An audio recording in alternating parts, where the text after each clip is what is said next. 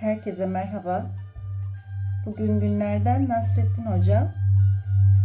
Değerli bir izleyicimin isteği üzerine Nasrettin Hoca'dan fıkralar ve onun hikayelerini anlatan bir video paylaşmak istedim.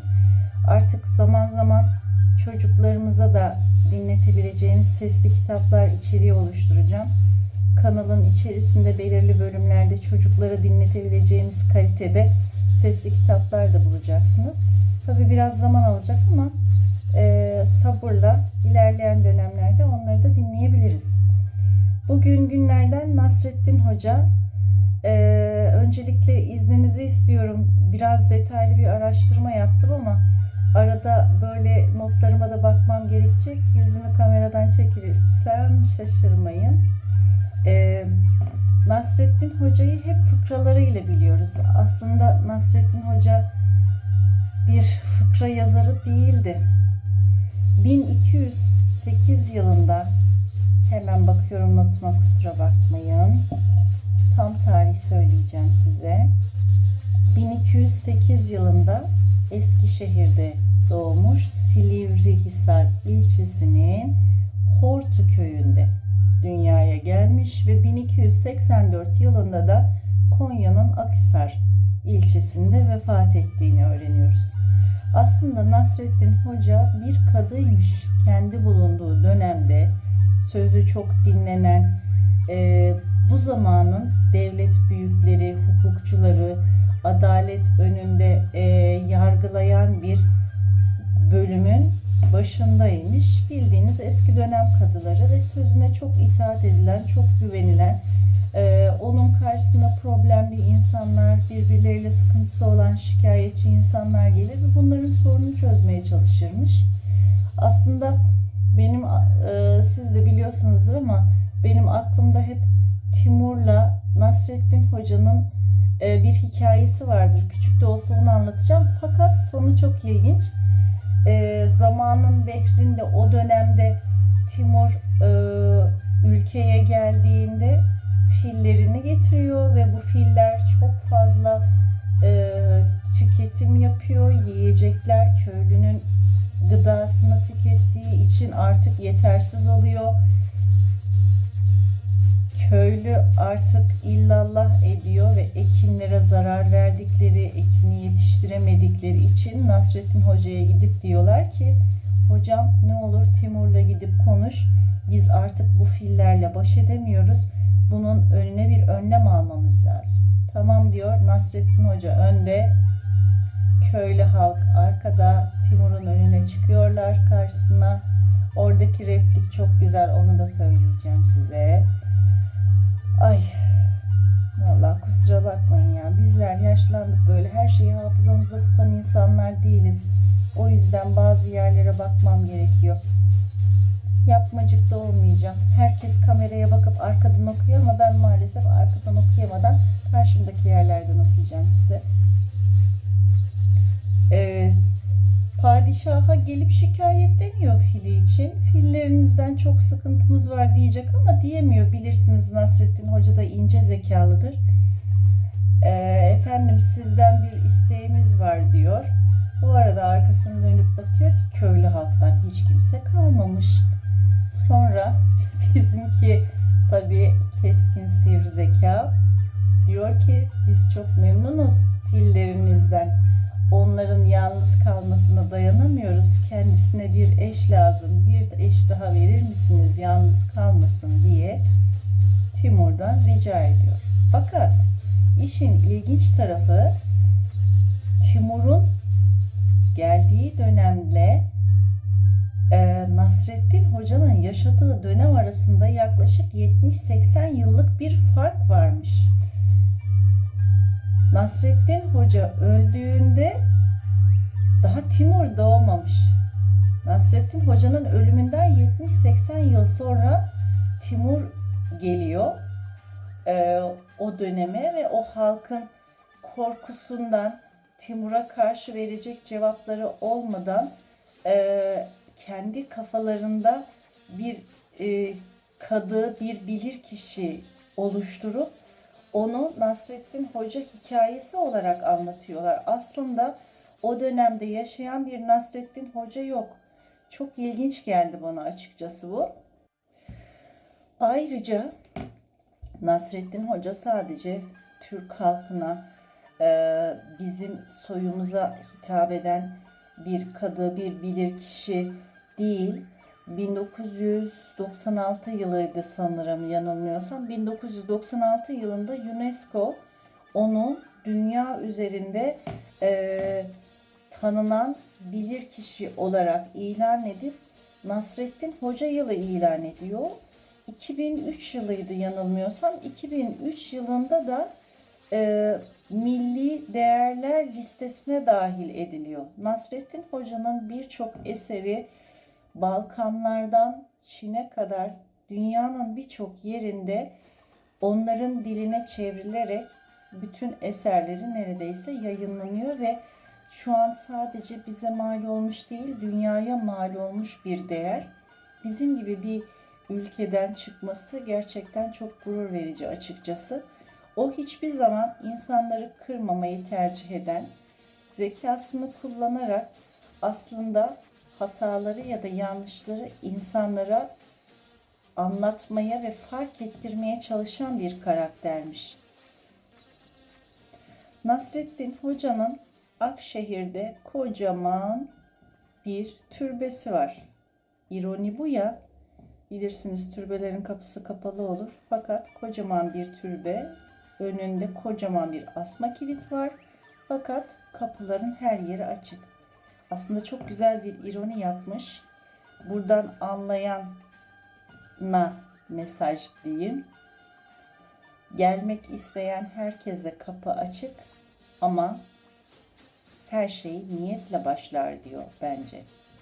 Çok güzel bir video oldu. İçeride güzel şeyler var, alıntılar güzel.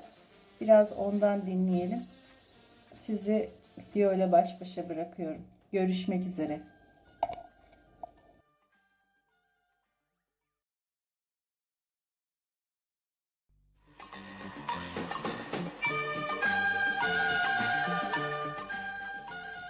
Nasreddin Hoca sizlerle.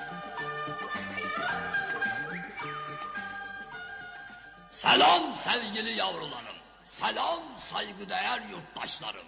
Şu andan itibaren 1 saat süreyle sizlerin misafiri olacağım.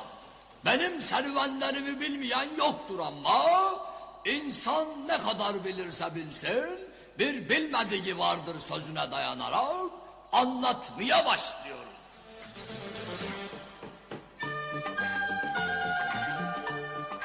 Evet, hoca bir gün tarlada dinlenirken yanına 3 adam gelmiş. Biri uzun, biri kısa, biri köseymiş. Sana üçümüz de birer soru soracağız. Eğer doğru cevap verirsen biz eşek gibi bağıracağız. Eğer yanlış cevap verirsen sen eşek gibi bağıracaksın demişler. Hoca Sorun bakalım çok bilmişler. demiş ve ilk soruyu uzun boylu sakallı sormuş. Söyle bakalım, benim sakalımda kaç kıl var? Hoca başını kaşıyarak düşünmüş. Benim eşeğimin kuyruğunda ne kadar kıl varsa sende de o kadar sakal vardır. Demiş. Uzun boylu sakallı adam İspat et de görelim. deyince hoca Hele şu eşeğin kuyruğunun yanına otur da sayalım. Nasıl sayacaksın? Bir kul eşeğin kuyruğundan, bir kul senin sakalının kuyruğundan kopara kopara. deyince uzun boylu kazandın hoca demiş ve eşek gibi bağırmış. Sıra ikinciye gelmiş, kısaya. Bil bakalım dünyanın ortası neresi? Demiş. Hoca gene başını kaşıyarak düşünmüş ve Benim eşeğimin durduğu yer. demiş. Bu sefer kısa Nasıl kanıtlarsın? deyince İnanmazsan git de ölç. demiş ve bahsi kazanmış. Kısa da eşek gibi anırmış. Sıra üçüncüye, köseye gelmiş. O da böbürlene böbürlene Söyle bakalım hoca efendi, gökyüzündeki yıldızlar kaç tanedir? deyince hoca şu cevabı yapıştırmış. Eşeğimde ne kadar kıl varsa gökyüzünde de o kadar yıldız vardır. Köse şaşırmış. O da arkadaşları gibi Nasıl ispat edersin? demiş. Hoca İnanmazsan akşama gel eşeği yanına otur da say. deyince köse de eşek gibi anırıp diye bahsi kaybetmiş. Oradan uzaklaşırlarken hoca üç bilmiş uzun, kısa ve köseye şöyle seslenmiş. Her şeyi bilirim diyen hiçbir şey bilmiyor demektir.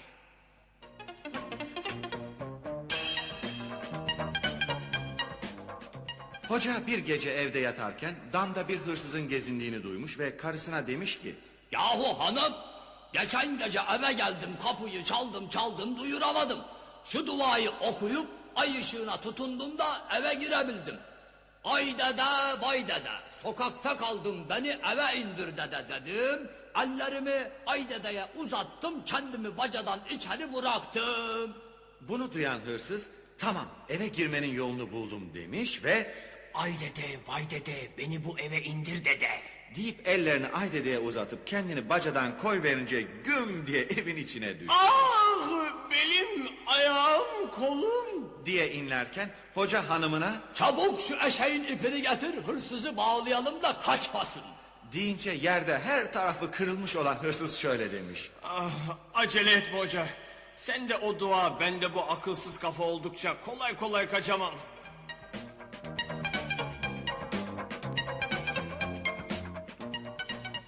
Bir gün hocaya yaşını sormuşlar. Kaç yaşındasın hocam? 40 yaşındayım.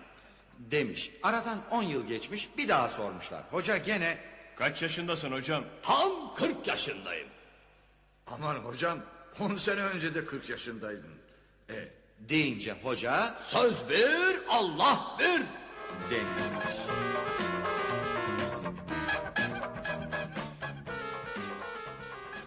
Hoca bir gün ellerini kaldırmış.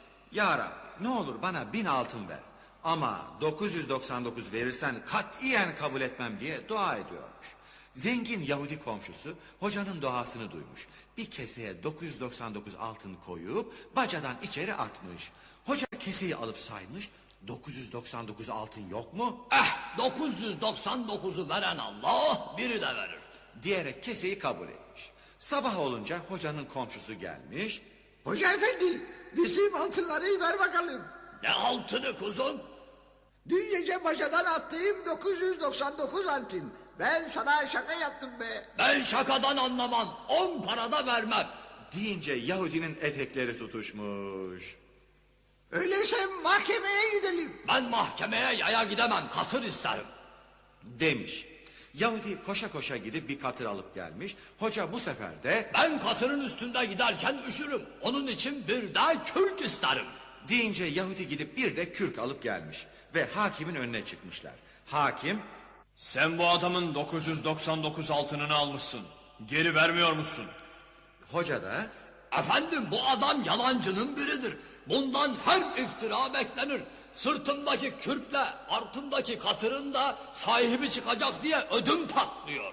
deyince Yahudi gözlerini patlatarak bağırmaya başlamış. Yalan değil hakim efendi. Altındaki katır da üstündeki kürk de benimdir. Diye bağırınca hakim Hocanın dediği çıktı. Sen iftiracının tekisin. Defol! demiş. Hoca da 999 altın, bir katır ve bir de kürk sahibi olmuş.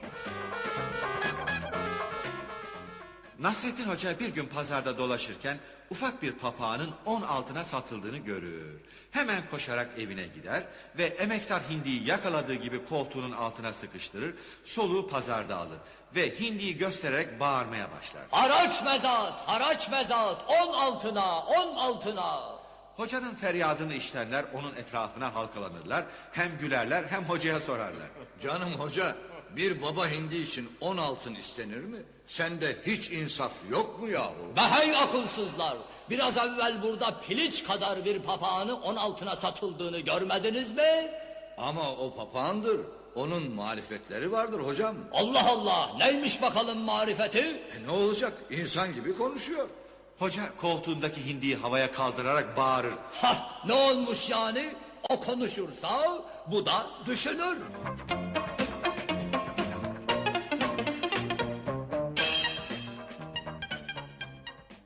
Bir gün hocanın evine hırsız girer. Karısı telaşla Yahu hırsız geziniyor. deyince hoca kayıtsızca şunu söyler. Sen hiç tınma. O işe yarayacak bir şey bulsun, elinden alması kolaydır. Bir gece yarısı hocanın kapısının önünde bir gürültü oldu. Hoca çıkıp gürültünün sebebini anlamak ister. Kuzum neme lazım yat yerinde. Gece yarısı başkalarının işine karışma. Der. Hoca aldırmayarak yorgana bürünür. Kapının önüne çıkar. Meseleyi anlamak için soruştururken gürültü arasında bir herif gelip bir asılışta yorganı hocanın üstünden çekip alarak karanlığa karışır. Hoca soğukta titremeye başlar. Ahali dağılmaya başladığından içeriye girer. Ne varmış ne oldu? Diye sorunca Kavga bizim yorganın üstüneymiş. Yorgan gitti, kavga bitti.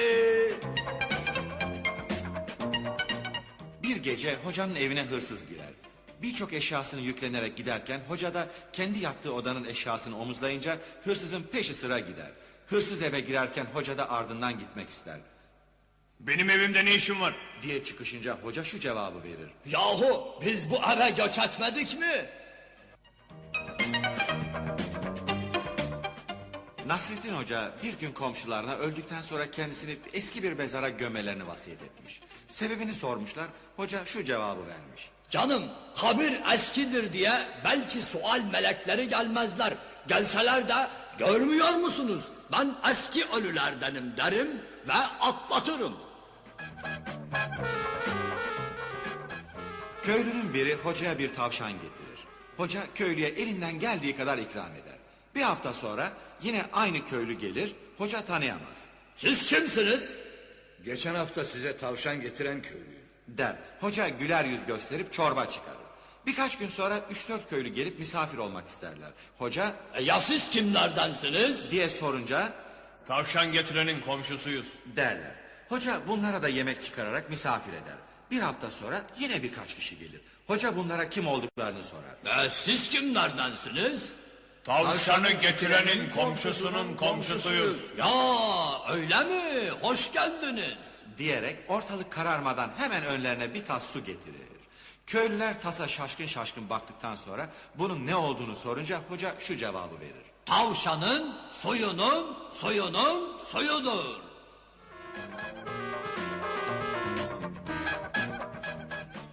Komşular bir bahis tutuşturarak hocaya bir ziyafet verdirmeyi aralarında kurarlar. Nihayet meseleyi hocaya açarak işi inada bindirmek için bir iş var ama sen bunu yapamazsın derler. Hoca işi sorunca anlatırlar. Ne işiymiş o bakalım? Bu gece sabaha kadar şehir meydanında duracaksın. Sabah namazına büyük camide buluşacağız. Yapabilirsen biz sana ziyafet çekeceğiz. Yapamazsan sen bize. Fakat yanında hiçbir ateş bulunmayacak. İyice düşün taşın hoca. Böyle budalaca işe girmem ama sizle ne adam olduğumu göstereceğim. Der. Nihayet yeri tayin ederler. Hoca sabaha kadar bekler. Sabahleyin camide buluşunca nasıl vakit geçirdiğini sorarlar. Hoca da Kardan her yer bembeyazdı. Sabaha kadar fırtına devam etti. Çok uzak mahalledeki bir mum ışığından başka da aydınlık görünmüyordu. der demez Olmadı. Mukavelemizde ateşe ait hiçbir şey bulunmayacaktı. Sen o ışıktan ısınmışsındır. Kaybettin hoca, kaybettin. Tabii ya. herkes tasdik edince hoca ziyafete mahkum olur. Ertesi akşam hocanın evi dolup taşar. Fakat bir türlü yemeğin çıkacağı yok. Nihayet hocayı aramak için avluya çıkarlar. Bir de bakarlar ki hoca bir ağacın dalına kocaman bir kazan asmış. Altına da bir mum koymuş. Karşısında oturmuş bakıyor. Nedir bu hal hocam, ne yapıyorsun? Ne yapayım, size yemek pişiriyorum. Ayol, gökyüzüne bir kazan açmışsın, altına bir mum yakmışsın. Hiçbir mumdan bu mesafedeki kazan kaynar mı? Deyince hoca cevap verir.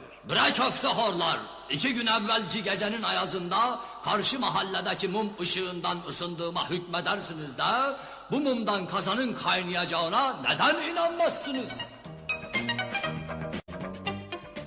Bir gün hoca evine dönerken birkaç komşuya rast gelir. Efendim bu gece bize gidelim de akşam çorbasını biz de içelim. Der. Komşular da pek güzel diyerek hocanın arkasına düşüp eve gelirler. Hoca onları odaya çıkardıktan sonra içeri girer. Karıcığım birkaç misafir getirdim. Bir tas çorba ver de içelim. İlahi eve yağ pirinç getirdiğin var mı ki çorba tasını eline alıp da komşulara çorba istersin? Deyince hoca mahzun olarak çorba tasını eline alıp komşuların yanına gelip şöyle der. Ayıplamayın arkadaşlar. Eğer bizim evde yağ, pirinç olsaydı şu tasla size çorba çıkaracaktım. Der. Bir gün hiç tanımadığı bir adam evine gelip hocaya eğer lüzumu yoksa eşeğini vermesini rica eder. Hoca Eşek evde değil. derken tam o sırada ahırdan eşeğin yanık feryadı yükselmez mi? Adam Hoca sana teessüf ederim. Eşek evde bulunduğu halde bana vermemek için yok diyorsun. hoca hiddetle cevap verir. Sen ne acayip adamsın yahu. Asıl ben sana teessüf ederim. Eşeğin sözüne inanıyorsun da ak sakalımla benim sözüme inanmıyorsun.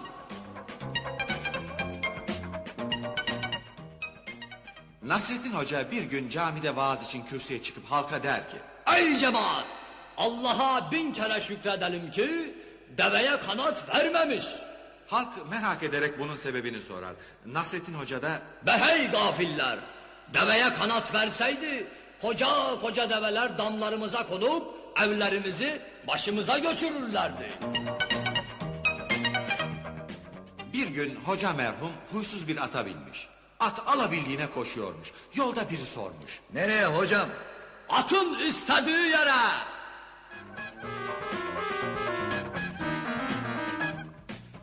Bir kız evlendiğinin 3. ayında doğurmuş. Çocuğa bir ad bulması için hocaya başvurmuş. Hoca düşünmüş, taşınmış Efendim bunun adını ekspres koyun. demiş. Sebebini sordukları zaman 9 aylık yolu 3 ayda alan çocuğa bundan başka isim yakışmaz. hocaya sormuşlar. Çayda boy abdesti için yıkanırken hangi yana dönmek sevaptır hocam? Elbiselerin bulunduğu yana. Neden? Elbiseleri çalmasınlar diye. Bir gün hocanın parasını çalmışlar. Ya Rabbi senin neye ihtiyacın vardı ki paramı çaldırttın diye feryat ederek mescide gitmiş. Sabaha kadar ağlamış. O günlerde geminin birisi fırtınaya tutulmuş. İçindekiler kurtuldukları takdirde hocaya biraz para vermeyi adamışlar. Meğer verdikleri para tam hocanın çalınan parası kadar değil miymiş? Hoca hayretle şöyle demiş. Allah Allah! Bir gece mescitte ağlamakla Cenab-ı Allah paramı geri gönderdi. Nasrettin Hoca komşusundan bir kazan almış. İşini gördükten sonra içine bir tencere koyup geri vermiş. Komşu Hoca bu tencere nedir? diye sorunca Kazan doğurdu. demiş. Kazan sahibi tabiatıyla memnun olmuş. Aradan birkaç gün geçince hoca aynı kazanı gene istemiş, geri götürüp vermemiş. Komşusu kazanın ne olduğunu sorunca da hoca Kazan öldü. demiş. Komşusu Aman hocam kazan hiç ölür mü? diye sorunca hoca şu cevabı vermiş. Kazanın doğurduğuna inanıyorsun da öldüğüne niye inanmıyorsun? Nasrettin Hoca merhumun kapısına alacaklarından biri dikilmiş. Paramı isterim, paramı. Hoca herifi kolay kolay atlatamayacağını anlayınca Dur be adam dur yahu. Öyle telaş edip durma. Bizim oğlan dağa çalı çırpı toplamaya gitti. Neredeyse gelir. Çalıları sokağa dikeceğim. Gelip geçen koyunların tüyleri çalılara takılacak. Bizim karı onları toplayıp eğirecek. Ben de götürüp satacağım. Bu parayla da sana olan borcumu ödeyeceğim. bu sözler karşısında kendini zapt edemeyen alacaklı başlamış gülmeye. Bunu gören Nasrettin Hoca da şöyle demiş. Peşin paranın kokusunu aldın. Gül bakalım gül.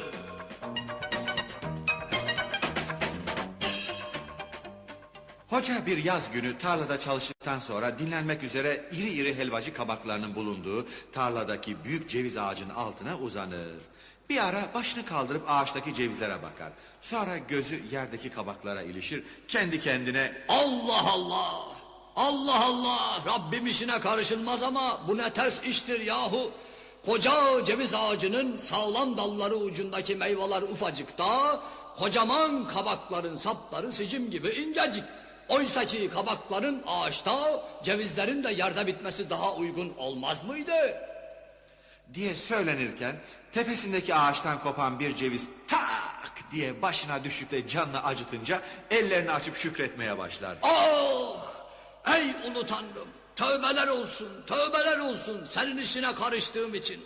Sen işini bilirsin ya Rabbi. Eğer kafama şu ceviz yerine kocaman bir kabak düşseydi benim halim ne olurdu?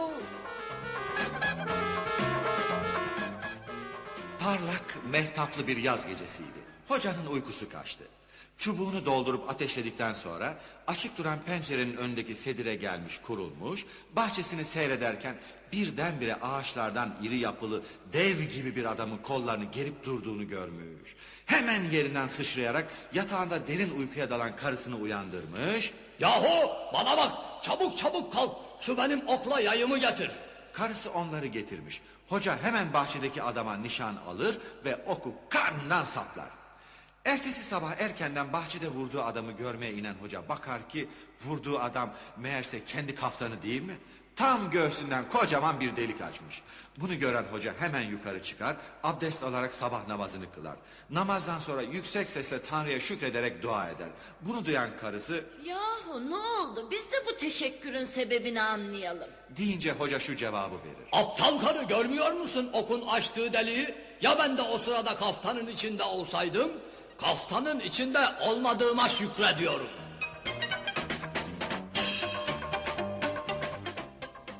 Nasrettin Hoca çalı çırpı toplamak üzere eşeğiyle dağa çıkar. Hoca işe yarar çalıları toplamakla meşgulken eşek ortadan kaybolur. Toplayacağını toplayan hoca etrafına bir göz atar, eşeğini göremeyince aramaya koyulur. Bir taraftan araştırmalarına devam ederken diğer taraftan bir şarkı tutturmuş, keyifli keyifli okumaya başlar. O sırada hocanın karşısına çıkan yolculardan biri hocaya, Kolay gelsin hocam. Daha başında kendi kendine ne arıyorsun? hoca da Eşeğimi kaybettim de onu arıyorum. Peki eşeği kaybolan adam böyle keyifli keyifli hiç güler mi? Hiç şarkı söyler mi? diye sorunca hoca içini çekerek Ah, bir ümidim şu dağın arkasında kaldı. Bizim eşeği orada da bulamazsam sen seyreyle bendeki feryadı. hocanın evinde kazayla ateş çıkmış. Komşularından biri koşup hocayı bularak telaşla Efendi evin yanıyor. demiş. Hoca ise hiç aldırış etmeyerek şöyle demiş. Vallahi kardeşim, bizim hanımla işleri aramızda taksim ettik. Ben evin dışında olan bitenlerle meşgul olurum. Hanım ise ev işlerine bakar. Zahmet olmazsa yangın haberini bizim hanıma ulaştırıver. Komşulardan geveze bir kadın bir gün hocaya gelerek Aman efendi, bu bizim deli kıza sevabına bir nefes ediver. Zira evde yattığını bırakmıyor. deyince hoca yakından tanıdığı bu komşusuna şu tavsiyede bulunur. Bana bak hanım, ona benim gibi ihtiyarın nefesi tesir etmez. Aklın varsa ona genç bir koca bul. Ona hem hocalık hem de kocalık yapar. Aile gailesi, çocuk telaşı onu yakın zamanda uslandırır, melek gibi yapar. Hocanın evine hırsız girer. Hoca yüklüğün içine saklanır. Hırsız evi yukarıdan aşağıya arar tarar, çalacak bir şey bulamaz. Acaba yüklükte bir şey var mı diye kapısını açınca bir de bakar ki hoca ayakta dimdik duruyor. Hırsız heyecandan şaşırarak Siz burada mısınız hocam? deyince hoca hiç telaşsız cevap verir. Evet, çalacak bir şey bulamadığın için senden utandım da buraya saklandım.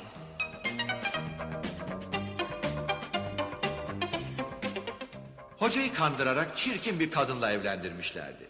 Güvey gecesi kadın kırıtarak hocaya Efendi, akrabanızdan kimlere görüneyim, kimlere görünmeyeyim? diye sorunca hoca başını öte yana çevirerek şöyle dedi. Bana görünme de kime görünürsen görün.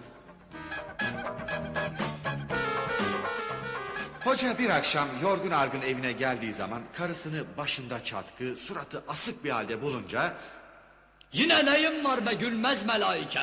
Sabahtan akşama kadar bir lokma ekmek için didinir dururuz. Sonra da eve gelince böyle çatık bir yüzle karşılaşırız. Seninki de biraz fazla oluyor. deyince karısı İlahi efendi, sebebini anlamadan haksız yere bana niye sitem edersin? Nereden geliyorsun diye sordun mu? Komşunun yeni gelini sizlere ömür. Biraz evvel başsağlığına gitmiştim. deyince hoca başını sallamış şöyle demiş. Ben senin düğün evinden geldiğin günleri de bilirim. Hoca davet olunduğu bir ziyafete eski elbisesiyle gider. Kimse ehemmiyet vermez. Hemen gizlice oradan sıvışır, evine koşarak bayramlık elbiseleriyle kürkünü giyer, geri döner. Hocayı ikram ve iltifatla kapıdan karşılayarak baş sofraya oturturlar. Hocam buyurun efendim. Nefis yemekleri işaret ederek buyurun derler. Hoca kürkünün ucunu yemek sahanına uzatarak Ye kürküm ye. deyince Hocam, Ne yapıyorsun hocam? Ne yapacağım? Biraz evvel geldim hiç itibar görmedim. Kürkümü giydim geldim. Şu itibara bak. Demek ki bu itibar bana değil kürkeymiş. Onun için ye kürküm ye diyorum. hoca bir gece karısını uykudan uyandırarak Yahu çabuk şu benim gözlüğümü ver. demiş. Kadın kalkıp vermiş. Hoca gözlüğünü takarak etrafına bir müddet baktıktan sonra tekrar dalmak üzereyken karısı yarı merak yarı da hiddetle İlahi efendi, gecenin bu vaktinde beni uykudan uyandırdığına bakılırsa gözlükle görülecek pek mühim bir işin olacak. Acaba nedir? diye sorunca hoca şöyle demiş. Hiç bir rüya görüyordum da gözlüksüz iyi seçemediğim için seni uyandırdım.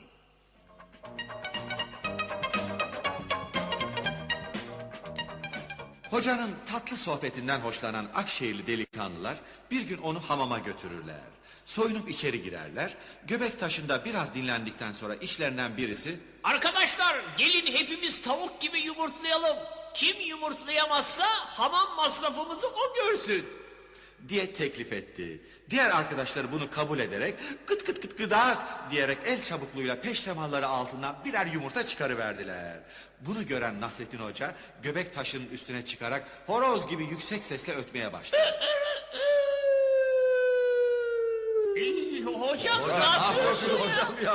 diye sorunca o hiç istifini bozmadan şu cevabı verdi. Yahu bu kadar tavuğa bir horoz lazımdır herhalde.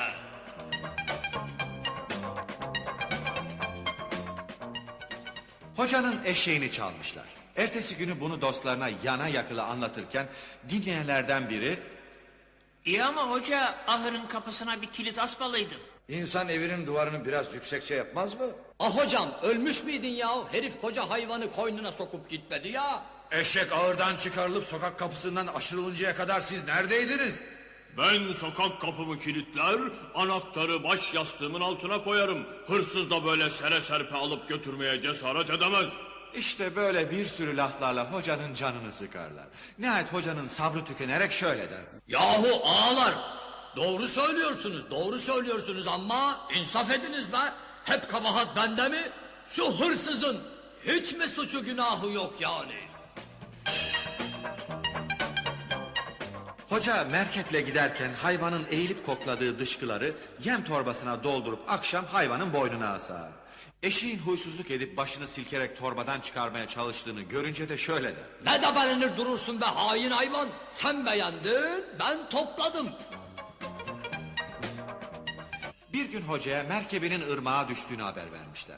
Hoca ırmak kenarına gidip suyun çıktığı tarafa yani menbaına doğru yürüyünce orada bulunanlar Suyun akıntısına göre alt tarafa doğru gitmemiz lazım değil mi hoca? deyince hoca şu cevabı veriyor. Ah siz onun ne aksi ne inatçı olduğunu bilmezsiniz. Onun her işi terstir.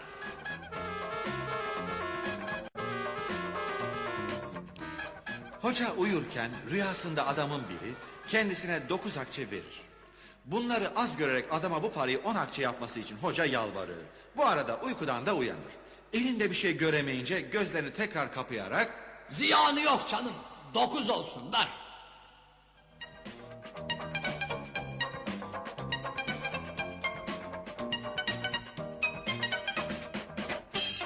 bir gün Akşehir'in delikanlıları hocayla alay etmeye karar verirler ve ayaklarını dereye sokup birbirlerine karıştırırlar. Sonra da hocaya Hocam şu ayakların hangisinin hangimizin olduğunu gösterebilirsen sana altın veririz.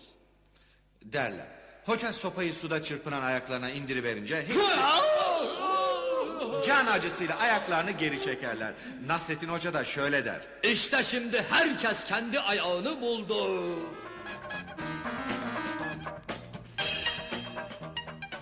Hoca bir gün ağaca çıkmış. Oturduğu dalı kesmeye başlamış. Bunu gören yolcunun biri aşağıdan seslenmiş.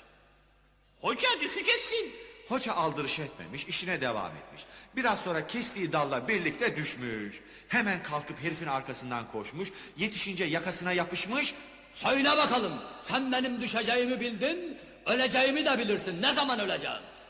Demiş. Adamcağız yakasını sıyırmak için. Hoca efendi eşeğin sırtına ağır yük vurup yokuşa sür. İlk zartada canının yarısı, ikinci zartada hepsi gider.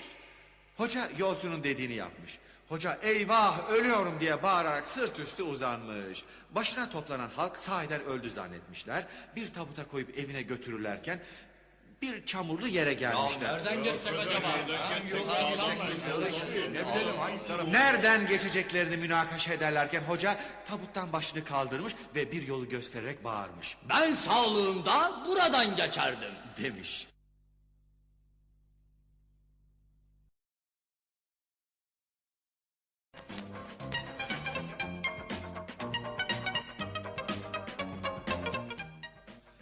Karısı bir kış gecesi hocaya Yorganımız pek ince oldu. Bize bir yorgan lazım. demiş. Hoca da Akarı, yorgana pamuk lazım. Onun da okkası bilmem ne kadar. Şimdi ben sana nereden pamuk bulayım? demiş. Fakat kadına meramı anlatamayınca çuvalı omuzlayarak kapıya inmiş. Karısı Aa, ne yapacaksın onu? diye sonra dursun, hoca başlamış sokaktaki karları avuç avuç çuvalın içine doldurmaya. Kadın pencereden İlahi efendi, senin aklın yok galiba. Hiç kar insanı ısıtır mı? diye söylenmeye başlamış. Hoca gülerek de şu cevabı vermiş. Asıl senin aklın yok be kadın. Hiç kar insanı ısıtmamış olsaydı dedelerimiz bunca yıldır kar altında mışıl mışıl uyuyabilirler miydi? Nasrettin Hoca pek sıcak bir yaz gününde yaya olarak civar kasabalardan Akşehir'e geliyormuş. Bir ara öyle müthiş hararet basmış ki susuzluktan çatlamak derecesine gelmiş. Tam bu sırada önüne lülesine ağaç parçası sokulmuş bir çeşme çıkmış. Hoca hemen koşup ağaç parçasını lüleden çıkarmış. Fakat birdenbire şiddetle fışkıran su hocayı baştan aşağı kadar öyle bir ıslatmış ki bu hale fena halde kızan hoca bir taraftan ağaç parçasını eski yerine sıkıştırmaya çabalarken öte taraftan da söyleniyormuş. Ha, böyle deli deli aktığın için sana bu kazığı sokmuşlar herhalde. Nasrettin Hoca'ya bir gün sormuşlar. Hocam en tehlikeli hayvan hangisidir? Hoca hiç sözünü sakınmadan İnsanlar diye cevap vermiş. Karşısındakiler hayretle Aman hocam nasıl olur hocam? diye sorunca hoca hemen cevabı yetiştirmiş. köpek ekmeğini yediği adama hıyanet etmez. Yılan kendine dokunmayanı sokmaz. Kurt bile insanın geçtiği yolda görünmez. İnsan dediğin öyle midir ya? İnanmazsanız birine iyilik edin, bakın ne karşılık göreceksiniz.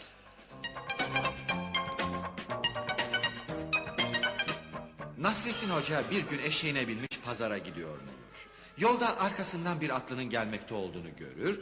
Herif hocanın hizasına gelince biraz takılmak ister ve Hocam eşek nasıl gidiyor? der. Nasrettin Hoca hemen cevabı yapıştırır. Eşek mi? Atla gidiyor, atla.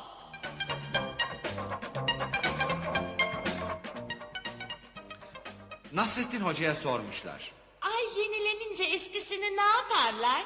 Nasrettin Hoca hemen karşılığını vermiş. Kırpıp kırpıp yıldız yaparlar. Bir gün hocanın tarlasına bir öküz girmiş. Hoca eline bir sopa alıp üzerine yürümüş. Öküz kaçmış. Aradan bir hafta geçmiş. Hoca bir köylünün arabasından koşulu öküzü görüp tanımış. Eline kocaman bir odun parçası alarak öküze birkaç defa vurmuş. Köylü öküzü niçin dövdüğünü sorunca da Sen aklının yetmediği işe karışma. O suçunu bilir. mehtaplı bir gecede hoca kuyudan su çekmek ister. Bir de bakar ki ay kuyunun sularına aksetmiş. Çabucak bir iple bir bakraç tedarik ederek Şu zavallıyı kurtarayım kuyudan. der ve ipi kuyuya sarkıtarak bir müddet sonra çeker. İpin ucundaki bakraç bir taşa takıldığı için hoca her ne kadar zorlasa da çekmeye muvaffak olamaz. Nihayet ip kurtulur fakat hoca sırt üstü yere düşer. O anda gözü gökteki aya ilişince şöyle der. Allah'a şükürler olsun. Çok zahmet ettim ama ay yerine geldi. Hoca günün birinde camiye giderek oradaki cemaate vaaz vermek maksadıyla kürsüye çıktı ve yüksek sesle Ey dindaşlar! Ben size ne söyleyeceğim bilir misiniz? cemaat bilmediklerini söylediler. Hoca da Siz bilmedikten sonra ben ne söyleyeyim? deyip kürsüden indi. Birkaç gün sonra hoca gene camiye gelip kürsüye çıktı. Cemaate bu sefer de aynı soruyu tekrar etti. Bu sefer cemaat lafının alt tarafını dinlemek için Biliriz tabii. diye karşılık verdiler. Bu sefer de hoca Öyleyse bildiğiniz şeyi bir daha ne diye anlatayım? deyince cemaat hayrette kaldı. Birkaç gün geçtikten sonra hoca gene camiye gelip kürsüye çıktı. Ey cemaat! Benim ne söyleyeceğimi bilir misiniz? Camidekiler ikiye ayrıldı. Kimi kimi de dediler. Bunun üzerine hoca O halde bilenler bilmeyenlere anlatsınlar. Nasrettin Hoca merhum bir gün kırda gezerken bakmış ki karşıdan bir süvari kafilesi tozu dumana katarak geliyor. Korkmuş ve yanındaki bir mezarlığa seyirip eski bir kabrin içine gizlenmiş. Bunu uzaktan gören kafile gelip hocayı bulmuşlar ve meraklarını gidermek için sormuşlar. Bre hoca, biraz evvel dışarıda geziyordun. Şimdi mezara girmişsin. Ne yaparsın buralarda? Hoca telaşına uygun ve ikna edici başka bir lakırdı bulamayıp şöyle demiş. Ben bu mezarın ölüsüyüm de şöyle bir hava almaya çıktım.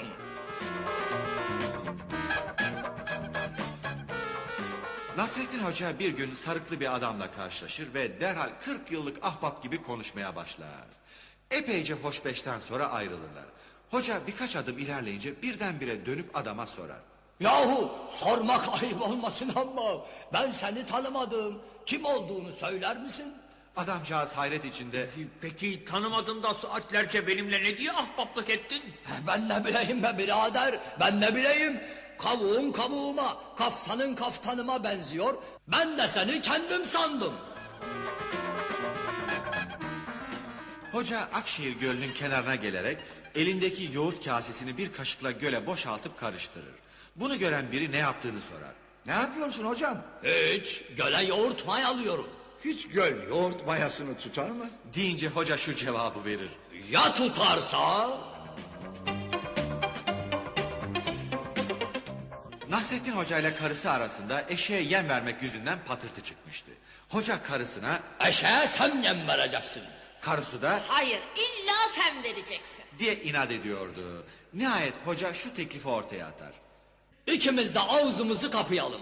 Kim evvel konuşursa eşeğin yemeğini o versin. Dedi. Kadın bu teklifi kabul etti. Fakat sonradan konuşmadan duramayacağını anlayınca komşulara giderek hocayı evde yalnız bıraktı. Biraz sonra evi tenha ve sessiz gören hırsızın biri içeri girip öteberiyi çalmaya başladı. Hoca bunu görüyordu ama ses çıkarmıyordu. Hırsız eşyayı kaldırıp gitmişti. Bir müddet sonra komşulardan dönen hocanın karısı evini tam takır bulunca yüksek sesle bağırdı. Eyvah, ne oldu? Bizim evi kim soydu? Hoca hemen yerinden fırlayarak şöyle dedi. Ah, konuştun kadın. Eşeğin yemini sen vereceksin.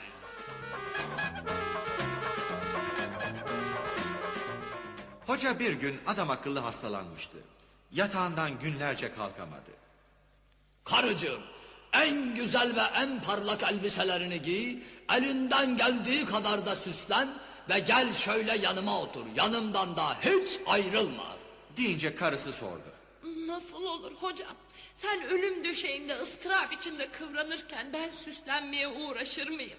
Hastanın yanında düğünlük elbiseyle oturulur mu? Bunun üzerine hoca şu cevabı verdi. Görüyorsun ki hastayım. Azrail ha geldi ha gelecek. Sen yanımda böyle süslü otur ki Azrail canımı almaya geldiği zaman belki seni beğenir, benim yerime seni alır gider. Hoca tavuklarını bir kafese doldurup Sivrihisar'a götürmüş. Yolda hayvanların haline acımış, hepsini salıvermiş. Her ikisi bir tarafa dağılmışlar.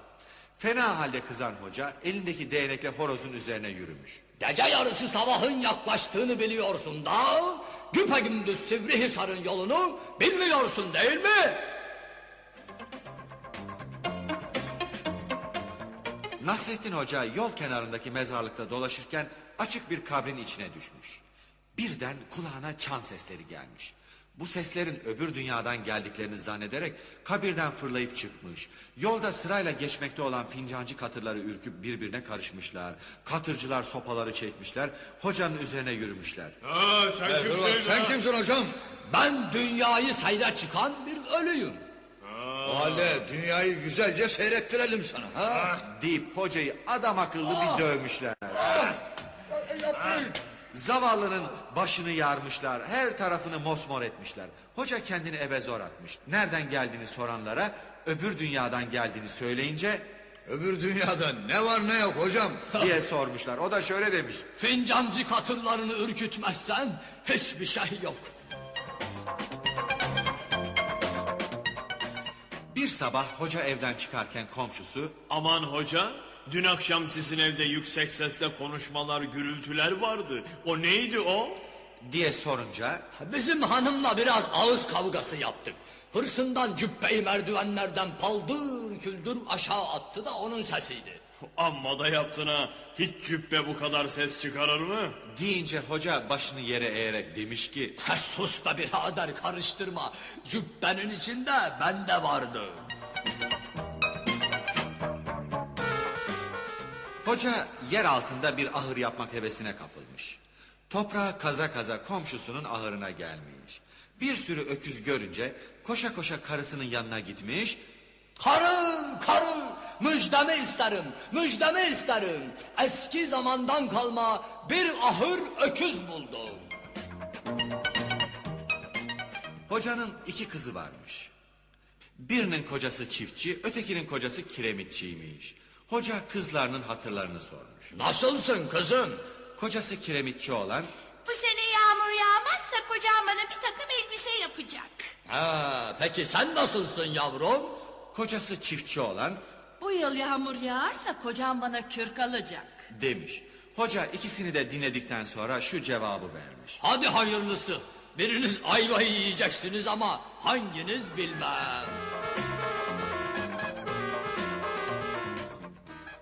Hoca bir sabah kasaptan 3 okka et alıp evine bıraktı. O işine gidince karısı kadın ahbaplarını çağırarak hocanın getirdiği etle onlara mükemmel bir ziyafet çekti. Akşam eve gelip de önüne bulgur pilavı konduğunu gören hoca Yahu hani bizim et? diye sordu. Karısı Sorma efendi. Ben bulaşık yıkarken hınzır kedi açık kalan dolaptan eti kapıp gitmiş. hoca hiç sesini çıkarmadı. Mangal altında uyuyan kediyi çıkarıp kantarda tarttı. 3 kilo geldiğini görünce şöyle bağırdı. Bre imanı yok kadın. Eğer bu kedi ise et nerede? Et ise kedi nerede?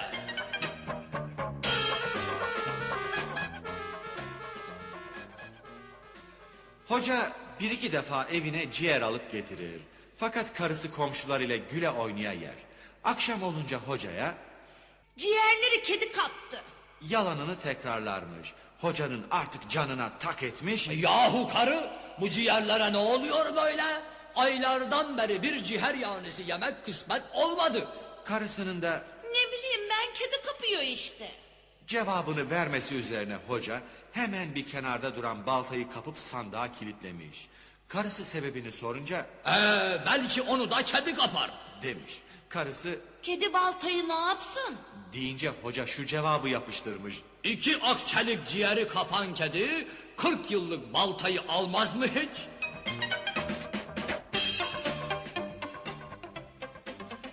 Hoca dul bir kadınla evlenir. 5. günü kadının bir çocuk doğurduğunu görünce hemen aşağıya inip kalem, divit vesaire alır. Çocuğun kundağı yanına koyar. Bu sırada Loğusa kadının yanında bulunan kadınlardan biri sorar. Hoca bunları çocuk ne yapacak? Hoca başını sallayarak der ki 9 aylık yolu 5 günde alan çocuk herhalde birkaç gün sonra okula başlar.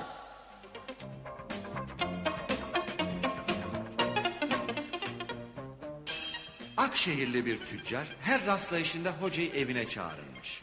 Hoca bu ısrarlı davet üzerine bir gün tüccarın ziyaretine gider. Fakat ev sahibi kendisini pencereden görür görmez başını içeri çeker.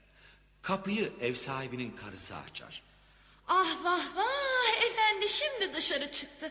Geldiğinizi duyarsa canı sıkılacaktır. diye söylenen ev sahibinin karısına Efendinize söyleyin, bir daha dışarı çıkacağı zaman başını evde unutmasın.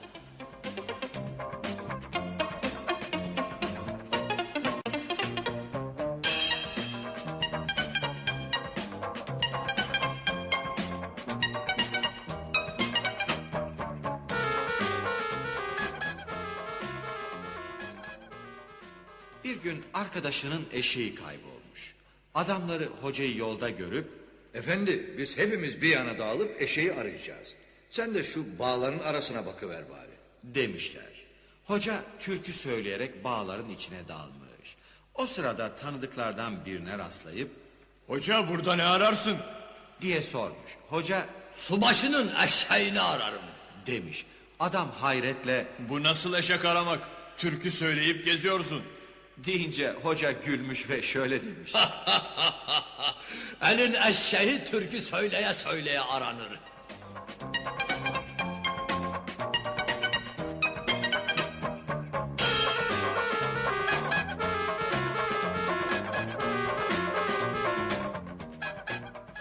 Hoca Konya'da bulunduğu sıralarda çömezlerinden biri büyük camilerin minarelerini göstererek Hoca efendi acaba bunları nasıl yaparlar? diye sormuş.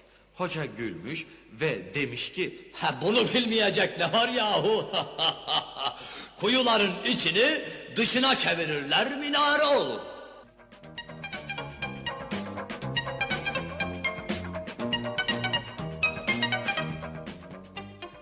bir gece hocanın karısı Aman hoca, biraz ileri gitsene. der. Bunu işiten hoca hemen yatağından sıçradığı gibi pabuçları ayağına geçirir, yürümeye başlar. 1-2 saat yürüdükten sonra yolda tanıdığı bir adama rastlar, şöyle der. Hemşerim, Akşehir'e vardığım vakit çok rica edeceğim bizim eve uğra da benim karıya bir sor bakalım, daha gideyim mi?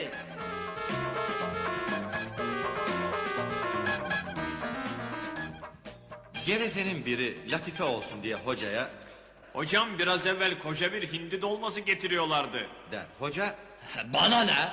deyince geveze, Zannedersem sizin eve götürüyorlardı. deyince hoca da şöyle demiş. Öyleyse sana ne be birader?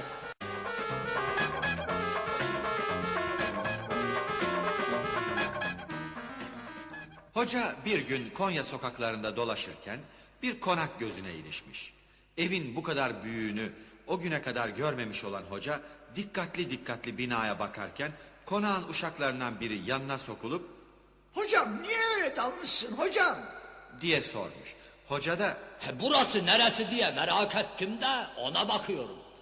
cevabını vermiş. Adam hocayla alay etmek için Burası değirmendir hocam. demesi üzerine hiçbir lafın altında kalmayan hoca demiş ki Bu değirmende çalışan hayvanlar da bu bina kadar büyük müdür?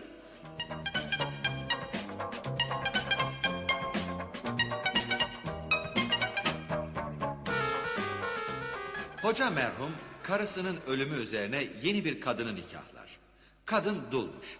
Daha ilk geceden eski kocasının meziyetlerini sayıp dökmeye başlar. Hoca ilk zamanlarda buna pek aldırış etmez. Fakat gitgide içerlemeye ve gitgide o da rahmetli karısını methetmeye başlar.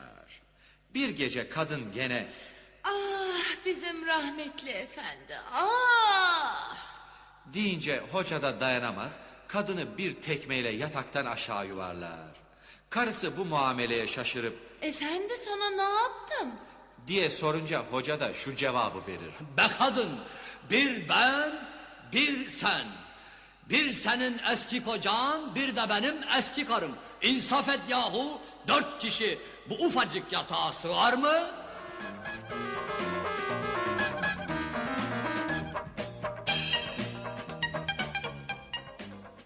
Hoca gene bir gün merkebini kaybetmiş. Çarşıda bağıra bağıra Benim merkebi kim bulursa yükleri ve semerleriyle ona mükafat olarak vereceğim. diyerek herkese bildirmiş. Adamın biri hocaya Yularıyla bulana tekrar verdikten sonra ha kaybetmişsin ha kaybetmemişsin. diye sormuş. Hoca gülerek demiş ki Bulmak zevkini o kadar ehemmiyetsiz mi zannediyorsun?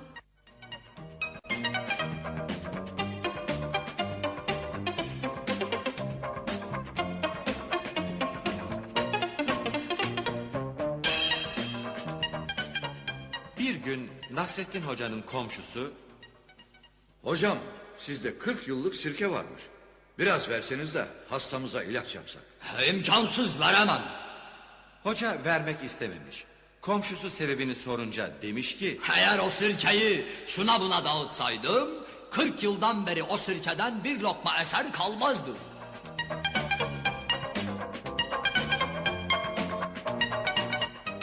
hoca bir yıl sıkıntıya düşmüştü. Her masraftan kısmaya başlamış, eşeğin yeminden kısa kısa bir avuçluk arpaya indirmiş ve günün birinde ansızın hayvan ölmüş. Bunun üzerine hoca şöyle demiş. Hay Allah! Tam hayvanı gıdasızlığa alıştırıyorduk, ömrü vefa etmedi.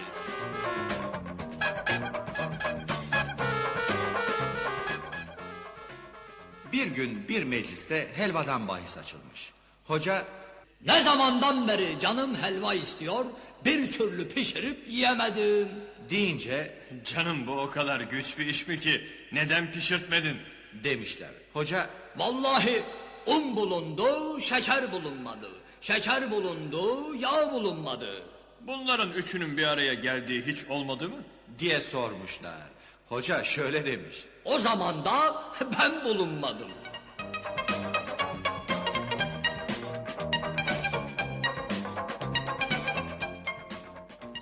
Hoca eşeğini kaybetmiş.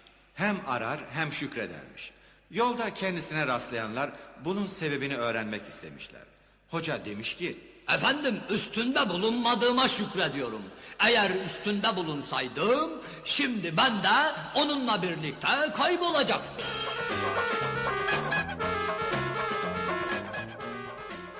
hoca bir gün kasaptan ciğer alır. Yolda giderken ahbaplarından birine rast gelir. Ahbabı der ki Sana bu ciğerle nasıl güzel ve lezzetli bir yemek pişirdiğimi bir kağıda yazayım da sen de ona göre pişir. hoca bu teklifi hoş görür. Ahbabı da bu kağıda çabucak bir ciğer yemeği tarifnamesi yazar, hocaya verir. O da bunu alarak dalgın dalgın yoluna devam ederken ansızın bir çaylak gelip elindeki ciğeri kapar.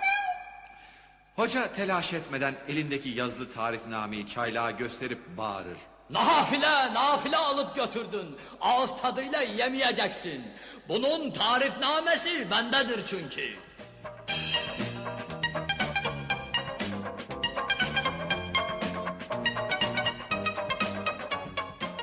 Bir gün Akşehir'de softanın biri gelip Kasabanızın en alimi hangisidir? diye sorar. Hocayı tarif ederler, arayıp bulur Hocam sana 40 sualim var. Bakalım hepsini bilecek misin? der. Onu bilmem, şunu bilmem, bunu bilmem. Diye düşünmeden ayrı ayrı bilmem cevabını verir. Niye hepsini birden bilmem demedin? Diye sorarlar. Ben haksızlığı sevmem. O zahmet edip birer birer sordu, ben de birer birer cevap verdim.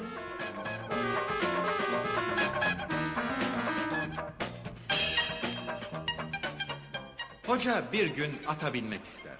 Fakat hayvanın hem boyu yüksekçe hem de bir hayli oynak olduğu için bir türlü üstüne sıçrayamaz. Kendi kendine Ah gençlik ah, vaktiyle böyle miydik? diye söylenir. Sonra etrafına şöyle bir bakıp kimseyi göremeyince Adam sen de gençliğinde de bir mahta mıydın yani?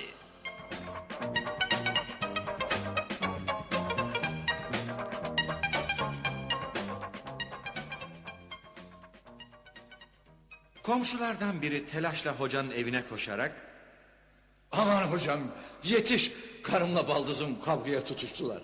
Neredeyse birbirini öldürecekler. Senin sözünün tesiri büyüktür. Ben aralarını bulmaktan aciz kaldım. Şunlara git de bir nasihat et. deyince hoca sorar. Kavgalarının sebebi ne peki? Aralarında yaş üzerine bir münakaşa mı vardı? Adam Hayır, yaştan bahsetmediler. deyince hoca komşusunun sırtını okşayarak der ki Öyleyse hiç telaş etme. evine dön. Şimdiye kadar onlar çoktan barışmışlardır.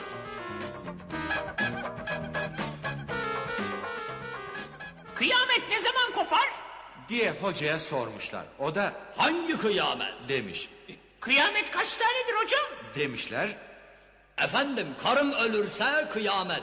Ben ölürsem büyük kıyamet. diye karşılık vermiş.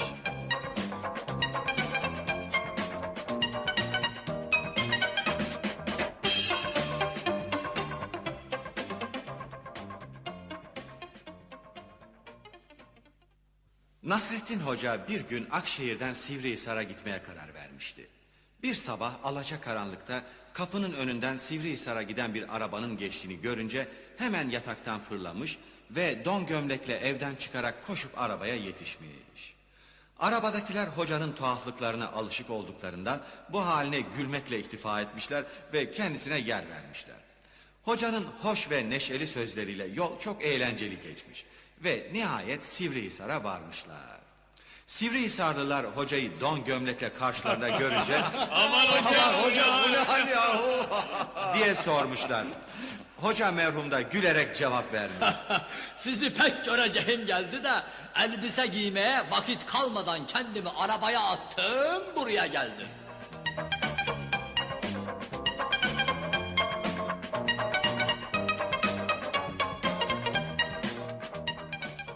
Nasrettin Hoca Bursa çarşısından bir çuha şalvar satın alır. Parasını verip gideceği sırada kendi kendine Şalvarım o kadar eski değil. Daha bir müddet gider. Onun yerine bir cübbe alsam daha iyi olur. diyerek dükkancıya şalvarı almaktan vazgeçtiğini, onun yerine cübbe alacağını söyler. Dükkancı da hocanın boyuna göre bir cübbe verir. Hoca dışarıya çıkarken dükkancı hatırlatır. Aman hoca efendi para vermeden gidiyorsun yahu. Allah Allah! Cübbenin yerine şalvarı bıraktım ya. İyi ama şalvara para vermedin ki. Deyince hoca hiddetlenip Sen ne tuhaf adamsın be birader. Bir de almadığım şalvarın parasını mı vereyim yani?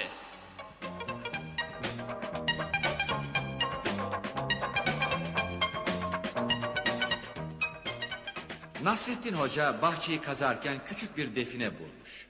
Alıp saklamış. Bunu haremine göstermek için önce kendisini tecrübe etmeye karar vererek koynuna bir yumurta sokup sancılandığından bahisle yatağına girmiş. Ve bir hayli sıkıntı taklitleri yaptıktan sonra yumurtayı çıkarıp göstermiş.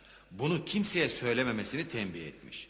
Biraz sonra camiye gitmek üzere evden ayrılınca karısı hemen pencereyi açıp komşuya seslenerek Komşu koş koş. Hoca tavuk gibi yumurtladı ayol. o da kocasına söylemiş. Kocası da az sonra kahveye gidince oradakilere anlatmış. Hoca camiden çıkıp kahveye girince halk gülerek nasıl yumurtladığını sormuşlar. Hoca bunun üzerine şunu demiş. Tevekkeli değil, atalarımız karıya sır söyleme demişler.